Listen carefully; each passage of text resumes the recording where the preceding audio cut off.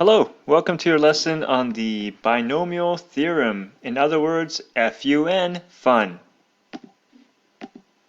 Let's begin by recapping something we've seen recently. This is everybody's favorite triangle, Pascal's triangle. And to get every value in Pascal's triangle, we discovered you can just run what's called a combination. For example, in row 5, we have these numbers, and row 5 can be produced with these combinations. 5 choose 0, 5 choose 1, and so on. Very important to know this as we move on here. Okay, let's say you began with this. Somebody gave you a plus b squared. This is a binomial term, and they said expand it and simplify it. To expand it, you can multiply the two terms like that. A times a squared, a times b is ab, b times a is ab again, and b squared, 2ab. So this is simplified. Let's take a look at this. What if you had a plus b cubed? Well, you could write the three terms out like this. You can multiply this pair here to get the same as we had here. Then you have this third one. You have to multiply that through everything. So a times a squared, a cubed, a times 2ab is 2a squared b. A times b squared is ab squared. And then you do the b through all three and you get that. Now some of these things can be combined. For example, 2a squared b can be combined with a squared b. So that's two of those, one of those, that makes three of those. When we combine everything, we get this. Alright, let's notice some things. First of all, a begins with a second power, then a to the first power, and then there is no a, so that's like saying there's a to the 0 power. That's important to notice. Whereas b begins with b to the 0 power, because there's like no b there, means a 1, b to the first power, and b squared. So this term, the exponent kind of counts down, whereas this term, the exponent counts up. Let's see if that works here. I think it does. A cubed, a squared, a, and then no a, which is like a to the 0 power. And then we have like b to the 0 because there's nothing there, then b to the first, b squared, and b cubed. So again, this one counts down, this one counts up. And we have four terms because we begin at 0 for b and we end at 0 for a. So there's not just three terms, there's four because we begin at 0 and end at 0. So those are some important things in what the expansion looks like. But let's take a further look. What if somebody said expand that? Well, you might already be thinking I don't want to do that because it would be even more work than that. And if they said this, whoa, you say no way, I'm not going to spend the next 3 hours doing that. So lucky for us, there is a shortcut to all this.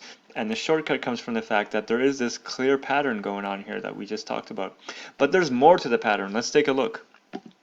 First of all, we looked at the a and b variables already. Now let's look at the coefficients. So in this first one, we have 1a squared, then 2, and then 1b squared. So like 1, 2, 1. Notice that matches row 2 in Pascal's triangle. Alright, so we have a second power here. In the expansion, our coefficients match the numbers in Pascal's triangle. Amazing. Let's check for the third power here. So we have third power, expanded form. Let's go to row 3. 1, 3, 3, 1. Let's check. The coefficient 1, 3, 3, 1. Amazing. It matches our Pascal's triangle row 3 as well. And that would work for any expansion. Alright, interesting pattern. Let's see if we can make a rule for this pattern. First of all, before moving on also, remember those numbers in Pascal's triangle can just be obtained by doing combinations, right? We just mentioned that. So this is 3 choose 0, 3 choose 1, 3 choose 2, and 3 choose 3. So we know how to get the coefficients in any binomial expansion. We just use combinations to get those. And we always begin with this number, choose 0, and then that number, choose 1, and so on. Okay, this is all very important, and it's getting us closer to the shortcut or the binomial theorem. So let's confirm all of that here. Top row, when we expand things, a plus b to the 0 power, well that's just 1, and that matches 1 there.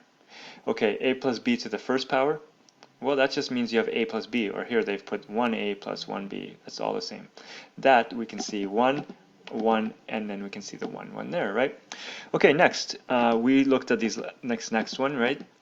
The squared one, and we also looked at the cubic one.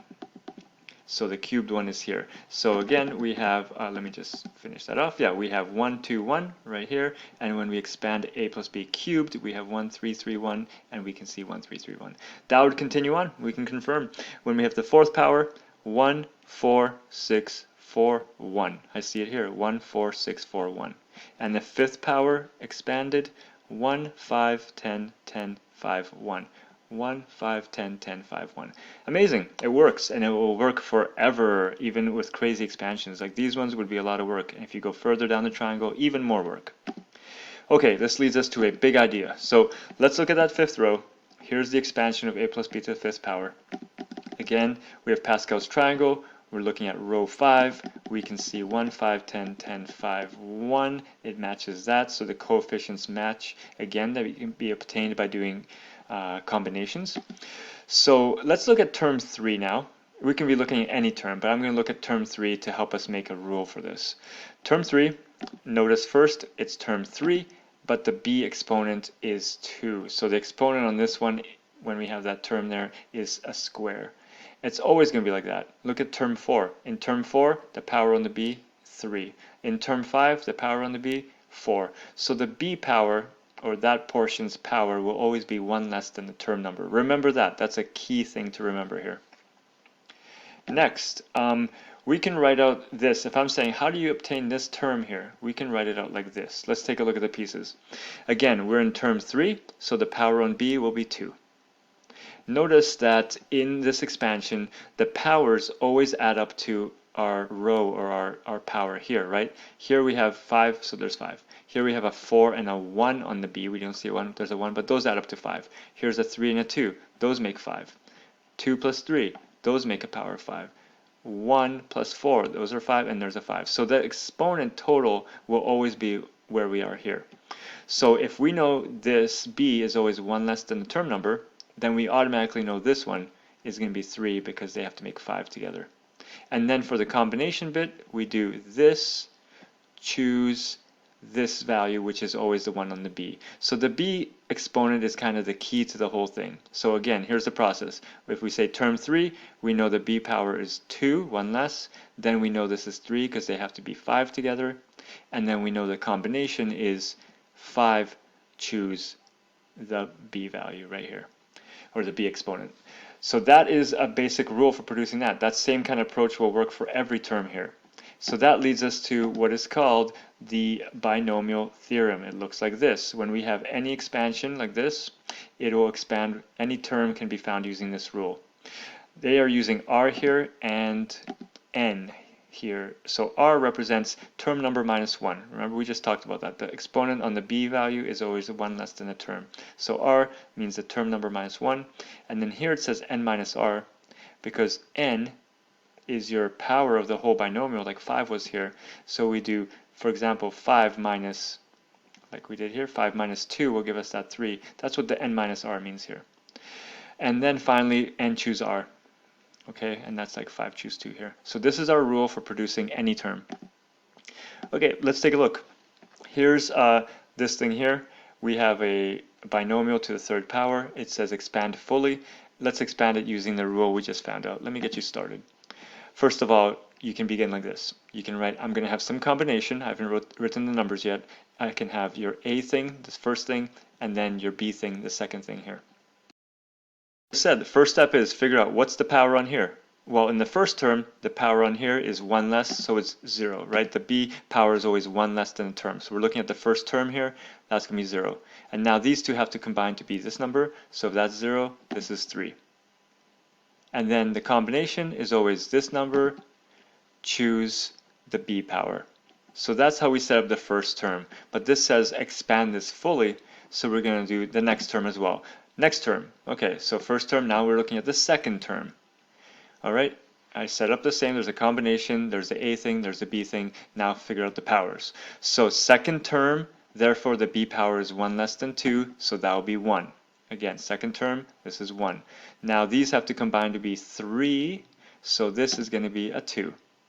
And then your combination, it's going to be 3, choose 1. You always choose the power here. And you can see these are going to be following the pattern we saw before, right? Where the first thing is to the highest power, 3, and then the a thing, this is like your a thing, will count down. This will be 3, then it will be to the second power, and then next term this will be to the first power.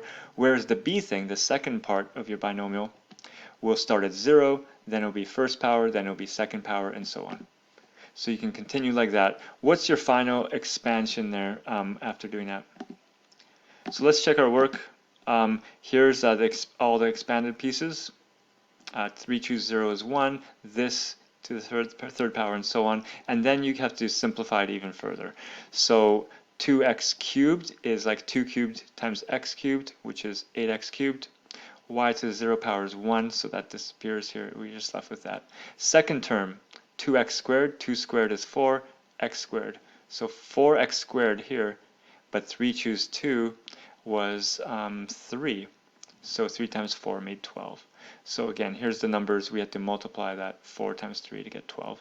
X squared, y, and so on. Take a close look at how those simplified to that. And let's try the next one. So now we have, give the first 3 terms of this one. See if you can follow the same approach to get the first 3 terms of this one. Let's give it a try. Okay, in this one, we're going to begin like this. Term 1. Okay, term 1 again, that means the b exponent is 0. Notice my a thing is 2x, and my b thing, it needs to include this negative sign. That's key here. So negative 3y is my b component here. If that has a power of 0, that has a power of 3.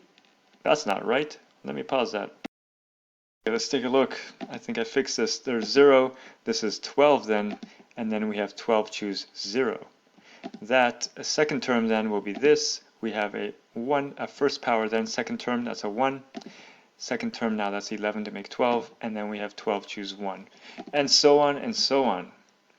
But we're only doing the first 3 terms. So check now here, check your work, see how it matches and compares to that, how this turns into this, and that can further simplify into this. So here, just make sure you're doing everything correctly on the calculator, basically.